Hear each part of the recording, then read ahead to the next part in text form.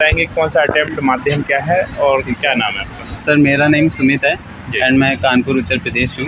ये मेरा third attempt था एंड ये मेरा सेकेंड इंटरव्यू है। मैंने प्रिपरेशन स्टार्ट करी थी। अगर मैं पूरी जर्नी की बात करूँ तो मैंने 12th के बाद प्रिपरेशन स्टार्ट करी थी एंड पहले मैंने मेरा ह्यूमैनिटीज़ का बैकग्राउंड नहीं था। मैंने ग्रेजुएशन में बैचलर ऑफ साइंस किया हुआ था।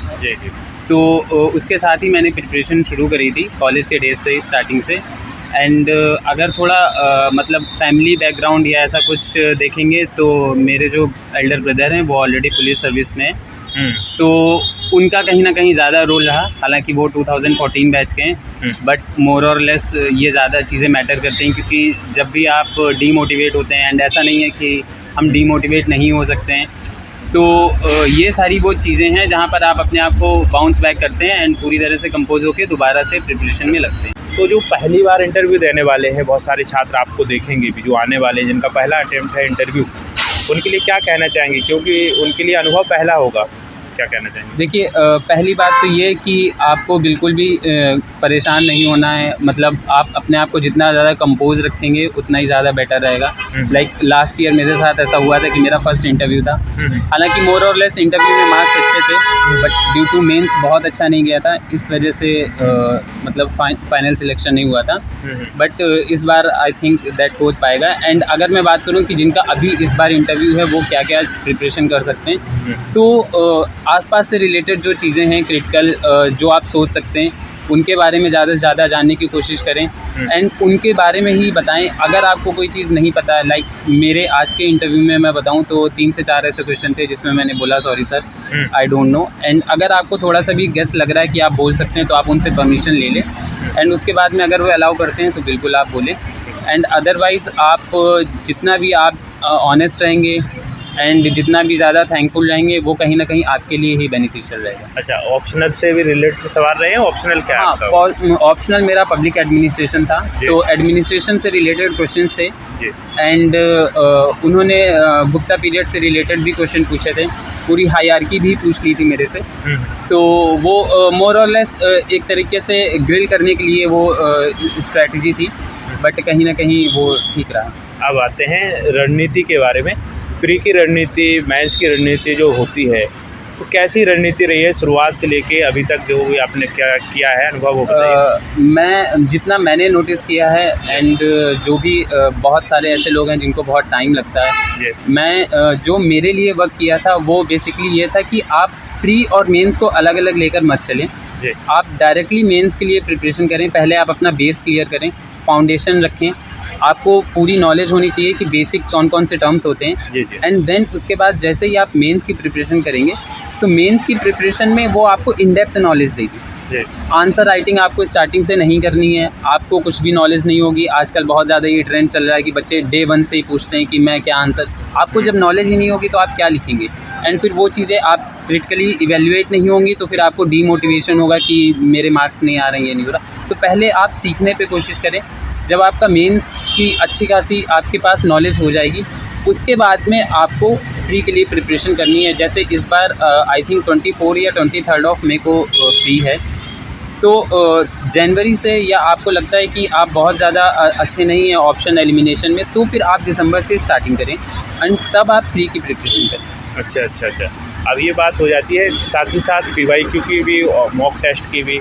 कब से आपने PYQ कितने सालों के लगाए थे? मॉक टेस्ट लगाना कब से शुरू किया था? और देखिए, सबसे पहले तो आपको सिलेबस एंड PYQ ये दोनों आपकी पूरी जर्नी में आप जितनी जल्दी इनको अडेप्ट कर लेंगे उतनी जल्दी आपके लिए बेनिफिशियल रहेगा। उतनी जल्दी कहीं ना कहीं आप अपनी प्रिपरेशन में सिलेक्शन तक या मेंस क्लियर होने तक वो जो टाइम होगा वो आप कम कर लेंगे।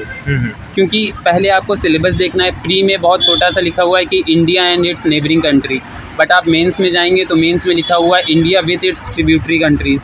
तो कहीं ना कहीं मेंस में बहुत ज़्यादा इलेबरेटिव है।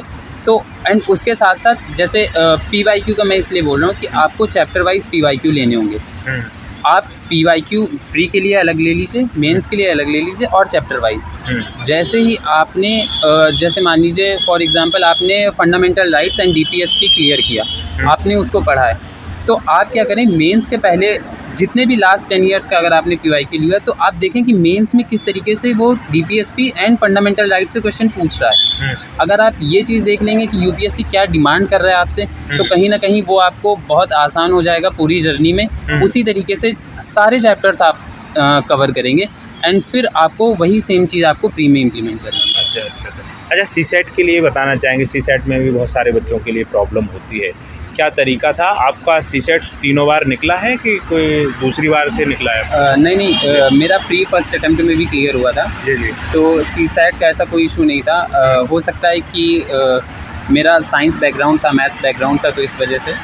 बट CSET के लिए मैं ये कहूँगा कि इंग्लिश, कॉम्प्रीहेंशन, रीजनिंग और अर्थमेटिक मैथ्स 3 चीज़ें मेजर हैं। 3 में आप किसी भी 2 चीज़ों को लेकर चलिए, उसमें आपको 80 to 90% चीज़ें कवर करनी है। अगर आप मैथ्स में बहुत अच्छे नहीं हैं तो आप कॉम्प्रीहेंशन एंड रीजनिंग करिए। मैथ्स में मैं ये कहूँगा कि आप पूरी तरीके से नहीं हटा सकते हैं, क्योंकि इंग्लिश के 28 क्वेश्चंस आते हैं। 26 से 28 अगर मैं लास्ट 10 ईयर्स की बात करूँ तो आ रहे हैं क्वेश्चंस, बट मैथ्स में 30-32 ऐसे वेरी करते हैं। तो आप बेसिक है अर्थमेटिक में जैसे आप परसेंटेज पढ़ सकते हैं एंड आप प्रॉफिट एंड लॉस पढ़ सकते हैं। ये सारी वो मैथ्स हैं जो आपको क्लास 10th में NCERT में मिल जाएंगे। एंड अगर आपको ये भी नहीं समझ में आ रहा है कि आपको मैथ्स कैसे करनी है, लाइक लोगों को फियर होता है मैथ्स का, तो उस जगह आप क्या कर सकते हैं कि आप यूट्यूब पर जाएँ। यूट्यूब पे बहुत सारे ऐसी फैकल्टीज़ हैं जिन्होंने अर्थमेटिक मैथ्स पढ़ाई हुई है, तो आप उनकी हेल्प ले सकते हैं। अच्छा, ये बताइए, आपके मेंस की आंसर राइटिंग शुरुआत से ही करनी चाहिए? जैसे आपने बताया कि पहले तैयार हो जाना चाहिए सिलेबस। हाँ, तो लाइक आप 60 to 70% जब आप सिलेबस कंप्लीट कर लेंगे, तब उसके बाद आपको डेली 2 से 3 आंसर्स लिखने हैं। एंड साथ ही साथ अगर जैसे दिसंबर या जनवरी का टाइम शुरू हो रहा है, तो फिर वहाँ पर आपको प्री के लिए भी तैयारी शुरू करनी है। प्री के लिए एंड प्री में आप कोशिश करें कि आप जो ऑप्शन सही है आप वो भी देखें, उसके साथ साथ जो 3 ऑप्शन एलिमिनेट हो रहे हैं आप वो भी देखें। क्योंकि UPSC का ट्रेंड क्या रहता है कि वो जो एक ऑप्शन सही है वो आपको दिखाएंगे, बट जो क्वेश्चन पूछा है ऑड वन आउट आप निकालेंगे, तो 3 जो नहीं सही हैं आप उनको देखेंगे, तो हो सकता है नेक्स्ट टाइम क्वेश्चन वो उससे ही आ जाए। अच्छा, NCERT के लिए भी सवाल रहते हैं बहुत सारे छात्रों के, टॉपर्स के भी रहते हैं कि पढ़ना चाहिए, लेकिन कई टॉपर्स ये भी कहते हैं कि मैंने पढ़ी भी नहीं है। क्या रहा आपके साथ? आपने नहीं, NCERT मोर और लेस बहुत ज़्यादा हेल्पफुल रहती है। लाइक मेरा साइंस बैकग्राउंड था, तो मैं अपनी बात करूँ, मैंने क्लास 10 के बाद NCERT नहीं पढ़ी थी। एंड फिर उसके बाद में 12th के बाद मेरे लिए बहुत ज़रूरी था कि मैं पहले अपना फाउंडेशन क्लियर करूं। एंड NCERT पढ़नी चाहिए। लाइक अगर मैं ज्योग्राफी की बात करूं तो आप जब तक ज्योग्राफी में चीज़ें जानेंगे ही नहीं कि इंडिया की कौन सी नेबरिंग कंट्रीज़ हैं, इंडिया में कौन सी चीज़, जैसे अभी मैं करंट की बात करूं, USA ने अटैक किया हुआ है वेनेजुला पे, एंड देन उसके बाद अब वो ग्रीनलैंड पे भी चाह रहे हैं अटैक करना। तो जब आपको पता ही नहीं होगा कि ग्रीनलैंड कहाँ पर है, उसके क्या बेनिफिट्स हैं, USA उसको एक्वायर करेगा तो उससे क्या फ़ायदा होगा, तो फिर आप रिलेट नहीं कर पाएंगे। एंड UPSC में अगर आप रिलेट नहीं कर पा रहे हैं चीज़ों को, एक दूसरे से कवर अप नहीं कर पा रहे हैं, तो बहुत मुश्किल हो जाएगा निकालना।